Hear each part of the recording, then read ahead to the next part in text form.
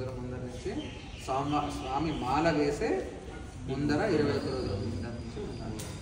అదేవిధంగా మనం చేసుకుంటాం హోమం అని చెప్పేసి అంటాం. హోమం ప్రక్రియ ఈ విధంగా ఉంటుంది.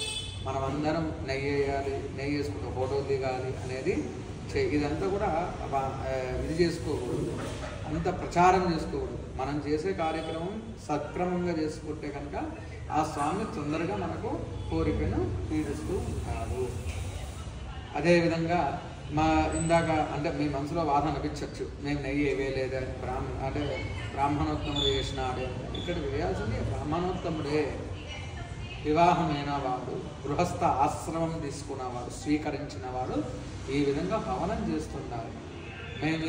మేము వేసుకోవాలి, కట్టెలు ఎంతవరకు అట్లా కట్టెలు వేయకూడదు. అలానే ఇందాక చెప్పినాను, అగ్నిదేవుడికి మనము సమర్పించేది స్వాహారూపకం కూడా. స్వాహాదేవి ఎవరు? అగ్నిదేవుని పార్వతి.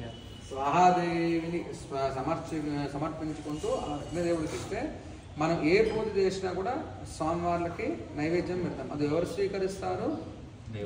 మన దేవుడు స్వీకరించడు, మనమే తీసుకుంటాం. కానీ దేవత ఆద్య స్వరూప నైవేద్య అంటే హవిస్వరూప నైవేద్య అంటే మనం వేసే ఆ అగ్నిహోత్రానికి వేసే నెయ్యి కానీ, తర్వాత ద్రవ్యమే నవధాన్యాలు కానీ, కాలాలు కానీ ఇవన్నీ వేయడం వల్ల ఆయన స్వీకరించి ఆ స్వామివారికి సమర్పిస్తాడు. ఈ రోజున ఈ కార్యక్రమం చేసినారు పలానా వాళ్ళు అని చెప్పేసి. అందుకని గోత్రనామార్చన కూడా ఎలా అంటే అందరూ కూడా చాలా ఇది చేస్తున్నారు. మనము ఏ విధంగా చెప్పాలి? కుటుంబానికి ఇద్దరు మాత్రమే. తల్లిదండ్రులు ఉంటే తల్లిదండ్రుల పేరు, పిల్లలు ఉంటే అంటే తల్లిదండ్రులు లేకపోతే వాళ్ళ భర్త భార్య పేరు. సహకుటుంబం అంటే అందరూ కూడా వస్తారు. ఇంకొకటి స్వామిమాలలో నాకు తెలిసిన అంటే ఒక గురుస్వామి చెప్పడం ఏంటిదంటే, స్వామిమాల ధరించినప్పుడు భార్య పేరు చెప్పకూడదు. తద్ధర్మపత్ని సమేతస్య అని చెప్పేసి అంటేనే మనకు అక్కడ స్వీకరణ. అంటే స్వామి అంటే ఏమిటిది? ఏదో ఇప్పుడు ఉండి వెళ్ళిపోవడం స్వామి కాదు. మాల తీసుకున్న ముందర 21 రోజులు, మాల వేసుకున్నాక మళ్ళీ తర్వాత తీసేసినాక కూడా 21 రోజులు శాకాహారంగానే ఉండాలి. ఈరోజు మాల అయిపోయింది, రేపు పొద్దున్న నా కొడుకు ఫంక్షన్ ఉంది, నేను ఇది చేసుకున్నాను అంటే మాల ధారణ ఎలా చేయాలి అంటే 21 రోజులు కానీ, మండలం దీక్ష కానీ 108 రోజులు కానీ చేయొచ్చు. మనం చేసేది ఏంటిదంటే, మనకు నెక్స్ట్ ఎవరిదో పెళ్ళి ఉంది కదా, పెళ్లి కన్నా ముందరనే మానేద్దామని చెప్పి ఆ ముందరనే జరుపుకుంటాం. అసలు కార్తీక మాసంలో అని చెప్పేసి పాటనే ఉంది కదా, మనం ఆశ్వేజ మాసం నుంచే చేసుకుంటాం. చలి పడుతుంది, కార్తీక మాసం ఉందంటారు, మార్గశిర మాసం దాన్ని. అలా కాకుండా కార్తీక మాసం ప్రారంభించి మార్గశిర మాసం వరకు వేసుకోవాలి. ఆయన ఎందుకు పెట్టింది? మన ఇష్టం ఉన్నట్టు పెట్టుకోవడం కాదు స్వామి. ఇదంతా కూడా ఎవరు తెలియజేయాలి? గురుస్వామి చెప్పాలి. ఎవరు చెప్పాలి? గురుస్వాములు తెలియజేయాలి. ఆ విధంగా మకర జ్యోతిని అని చెప్పేసి ఎందుకంటాం, అక్కడ ఎంతమంది జనాలు ఉన్నా మకర జ్యోతిని తీసుకోవడానికి మనం వెళ్తూనే ఉంటాం. ఆ విధంగా స్వామివారికి మనం అది స్వీకరిస్తున్నాం. ఇకపోతే నవగ్రహాల హవనం ఎందుకు చేసినానంటే, మీరు అన్నారు ఒకటే మాట అన్నారు, అయ్యా గణపతి హోమం ఏం చేస్తున్నారు అని చెప్పి అడిగినారు. అదే గణపతి హోమమే అన్నారు. కానీ ఇక్కడికి వచ్చినాక సరే శ్రద్ధతో చేసుకుంటున్నారు, అన్ని హోమాలు చేద్దామని చేయడం జరిగింది. గణపతి హోమం అయింది, నవగ్రహ హోమం అయింది, నక్షత్ర హోమం అయింది, తర్వాత మన్య సూక్తం, రుద్ర దుర్గా సూక్తం, లక్ష్మి, అవన్నీ కూడా హవనాలు జరిగినాయి. ఎందుకు అంటే ఐశ్వర్యము రావడానికి, ఆరోగ్యం మంచిగా ఉండాలి. అంటే నవగ్రహాలలో సూర్యగ్రహం ఎందుకు అంటే, సూర్యుడు ఆరోగ్యానికి సంబంధించిన వాడు, ఆరోగ్యం ఎల్లప్పుడూ కూడా మంచిగా ఉండాలని చెప్పేసి. చంద్రుడు మనఃకారకుడు, అంటే మనసు శాంతిగా, ఎలాంటి దోషాలు ఉన్నా కూడా మనసు శాంతిగా ఉండాలని చెప్పేసి. అంగారకుడు కుజుడు అంటారు, కుజదోషం అని చెప్పేసి అంటారు కదా, అటువంటిది అనారోగ్యంతో ఉన్న, తర్వాత వివాహం తొందర కాకపోవడం, ఇవన్నీ కుజదోషం వల్ల కొంచెం ఇబ్బంది పడుతున్నారు. అలా కుజదోషం అటువంటిది ఉన్నా తొలగిపోవడానికి. తర్వాత బుధుడు, బుద్ధి ఎప్పుడు కూడా సద్బుద్ధితో సత్కార్యములు, ధర్మకార్యము చేయడానికి చింతన ఉండాలి. తర్వాత గురువు సంతానానికి, తర్వాత వివాహానికి, తర్వాత గృహం కొన్న ఇవన్నిటి కూడా కారకుడు గురువు కాబట్టి గురుగ్రహం. తర్వాత శుక్రుడు వివాహమైనాక కలత్రాలు ఏమన్నా భార్యాభర్తల మధ్యలో ఉన్న కలత్రాలు తొలగిపోవడానికైనా, తల్లిదండ్రుల నుంచి సంతానానికి ఏమో కలత్రాలను తొలగిపోవడానికన్నా వీటికి అన్ని కూడా శుక్రుడు గ్రహ జపం చేస్తే మంచిది. అంటే శుక్రుడు, తర్వాత ధనకారకుడు కూడా శుక్రుడు, ధర్మం రావాలని ఆయన శుక్రుడు. తర్వాత శని వచ్చేసేసరికి శనీశ్వరుడు అనే నామధేయం వచ్చింది. ఎలా వచ్చింది? శని ఎవరికైనా తప్పలేదట, భగవంతులకు దేవతలకు కూడా తప్పలేదట. ఎలా అంటే ఈశ్వరుడి దగ్గరికి వెళ్ళి అయ్యా ప్రారంభమవుతున్నా నీకు అని చెప్పేసి చెప్తారట. ఎవరు? శని ఈశ్వరుడు అంటారట, అయ్యా నిన్ను సృష్టించినవా అని నేను కదా జగత్ శివ ఆజ్ఞ లేనిది చీమైనా పుట్టలేదని అనుకుంటాను. అలా సృష్టించిన వాడిని నేను కదా, నువ్వు నన్నేం చేయగలుగుతావులే అని చెప్పేసి అనుకున్నారు. అంటే ఎలా అంటే ఏం కాదులే, వాణ్యం చేస్తే మనకి ఎంత శక్తి ఉన్నది కదా ఈశ్వరుడు అనుకోవడం కాదు, ఆయన భావన వచ్చింది. సరే అని చెప్పేసి శని ఆ ఆరుద్ర నక్షత్రంలోకి ప్రవేశమైనాడు. అంటే శివుడు నక్షత్రం ఏంటిది? ఆరుద్ర నక్షత్రం. ఆ రోజున ప్రారంభమైనాడు, వెళ్ళినాడు. ఆ యొక్క వెళ్ళడం వలన ఆ పరమేశ్వరుడికే కష్టం వచ్చినప్పుడు మానవుడికి ఎలా వస్తుంది? కానీ ఆ ఈశ్వరుడు ఏం చేసి నాకేం కాలేదు కదా అని చెప్పేసి భావించలేదు. ఆయన తెలవకుండానే వెళ్ళి త్వరలో జపం చేసుకుంటూ కూర్చున్నాడు. భూమి అంతా కూడా అల్లకల్లోలం అయిపోతుంది, పాపాత్మలు ఎక్కువైపోయినారు, ఇవన్నీ కూడా చనిపోతున్నారు. అక్కడ యమలోకము నిండిపోయింది, స్వర్గలోకము నిండిపోయింది, మళ్ళీ ఏ లోకం పంపించారు. బ్రహ్మ దివ్య దృష్టితో చూసి ఇదంతా కూడా శని ప్రభావం అని చెప్పి చేతను మనకేం చేసినాడు అంటే ఆ బ్రహ్మ ఇదంతా ఈశ్వరుని శనిని విడిపించి ఈశ్వరుని తీసుకొని వచ్చి కైలాస మంటపంలో కూర్చోబెట్టిన. ఎందుకు అంటే ఎప్పుడైనా గుర్తుంచుకోవాలి, మన కరోనా వచ్చి తెలవకుండానే చాలామంది ఇది స్వామి శరణమైన. కానీ అదంతా కూడా ఏంటిది? నక్షత్ర ప్రభావం. స్వామివారి నక్షత్రంలో ఆయన ఐశ్వర్యం, ఆయన శక్తి రావాలి కదా, ఆ శక్తి ఎలా వస్తుందో చెప్పి అది బ్రహ్మ వచ్చిన వీళ్ళందరూ కూడా కూర్చుని తర్వాత ఏం చేసినారు అంటే ఆ యొక్క దేవతలందరూ కూర్చోన్నారు. శని నవ్వుకుంటూ వస్తున్నాడు. ఈయన నవ్వుకుంటూ ఎందుకు వస్తున్నాడు అని చెప్పేసి ఈశ్వరుడికి అనుమానం వచ్చి ఇదంతా కూడా ఈయన వలన జరిగిందని చెప్పేసి పక్కన ఉన్న నందీశ్వరుడు చెప్పేసరికి సరే ఓ నిజం నీకు ఇట్లా ఉంది, నీకేం కావాలి అంటే శని అంటాడు నాకేం వద్దు స్వామి అంటే. వద్దు నీకు ఏదైనా ఇస్తే కానీ వీళ్ళని వదలవు అని చెప్పేసి ఒక నామధేయం చేస్తా అని చెప్పేసి నామధేయం చేసినాడు. ఏమని నామధేయం చేసినాడు? శని పక్కన పార్వతీదేవి కోపం వచ్చింది. మరి భారతదేవి కోపం వచ్చినప్పుడు మనం ఏం చేయాలి? ఇప్పుడు భర్త పేరు ఎవరికైనా ఇస్తే భార్య ఎవరికైనా కోపం వస్తుంది. అలా భారతదేవికి నామధేయం ఏమని నామధేయం చేసిండు?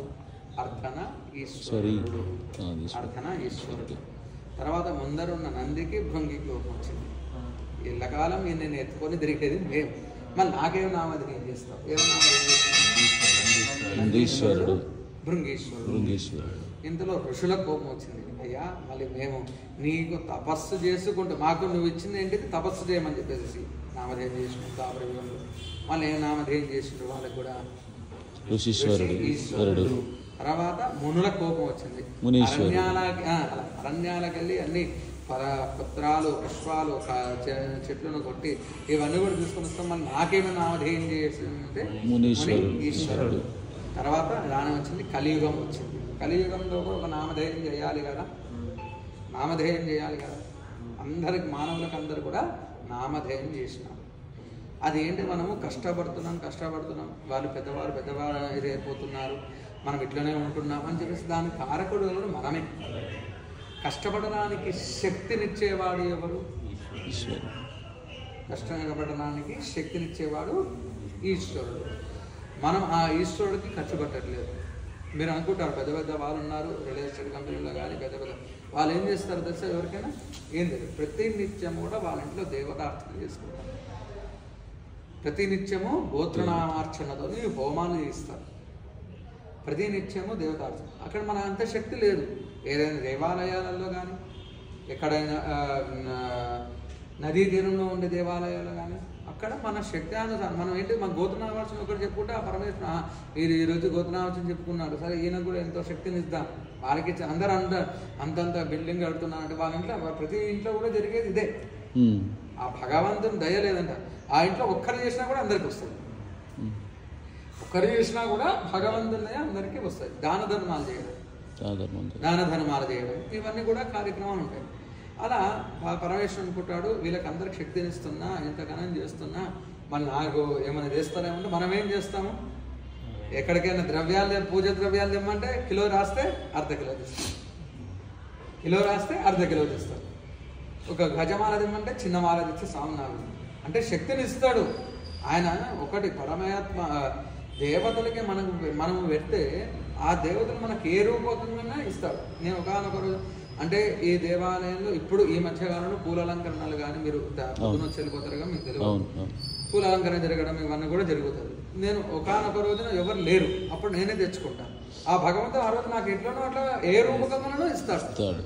అలా మనం కూడా దేవతలకు ఖర్చు పెట్టాలి.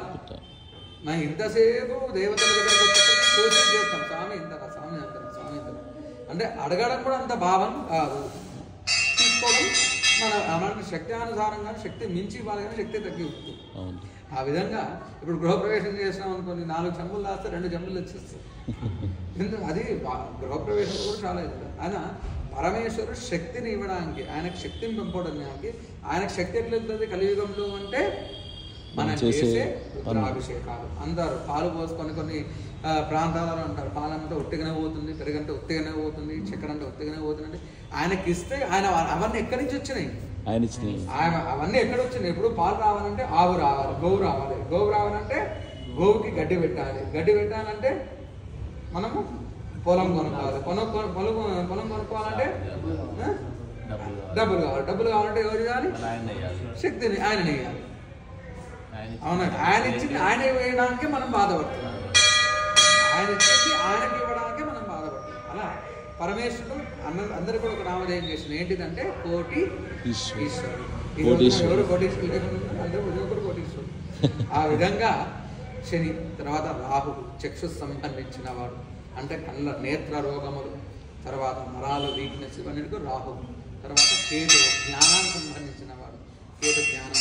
ఇలా ఎన్నో నవగ్రహాల దోషాలు దొరికిపోవడానికి నవగ్రహాలు. తర్వాత మన్య సూక్తం అసాధ్య సాధక స్వామిన్ అసాధ్యం తవకిం మదామదూత కృపాసుడు మత్ కార్యం సాధయ ప్రభో అంటే మన కార్యములు ముందరికి వెళ్ళడానికి, బలంగా ముందరికి వెళ్ళడానికి ఆంజనేయ స్వామి వారి యొక్క అనుగ్రహం. తర్వాత ఈశ్వరుడి గమనము, ఈశ్వరుడు గురించి చెప్పిన తర్వాత దుర్గాదేవి, నారాయణుడు, లక్ష్మీదేవి వీళ్ళందరికీ అనుగ్రహం. ఎటువంటి దోషాలను తొలగిపోయి ఇక నుంచి ఏ కోరికలున్నా కూడా మనం చేసే కార్యక్రమం ఇప్పుడు చెప్తాం, పక్కకి వెళ్ళినాక మర్చిపోతాం.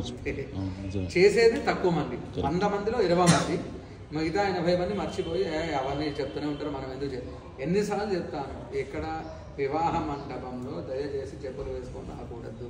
పెద్ద పెద్ద సెట్టింగ్లు, దేవుడు సెట్టింగ్లు వేస్తారు, అక్కడికి ఎట్లా వస్తారు, షూ వేసుకొని వస్తారు, చెప్పులు వేసుకొని వస్తారు. మరి వారి జీవితాలు ఎందుకు నాశనం అవుతున్నాయి, వాళ్ళు ఎందుకు విడిపోతున్నారు, అది కారణం. ఇప్పుడు మనం అక్కడ గౌరీదేవిని ఆహ్వానిస్తాం, లక్ష్మీనారాయణ అందరు దేవతను ఆహ్వానిస్తే మనం అక్కడ వేసుకునేది ఏంటిది, చెప్పులు వేసుకొని అక్షంతలు వేస్తాం. కాబట్టి అటువంటి దోషాలు మనం ఒకరికి నా ద్వారా చూసి ఇంకో 3 చెప్పడము, 4 చెప్పడము అదంతా కూడా అనుకుంటాం. ఆంధ్రాలో ఎంత మంచిగా ఎందుకు ఉంటారు చెప్పండి, అంటే ప్రాంత భేదాలు వాళ్ళు ఎంత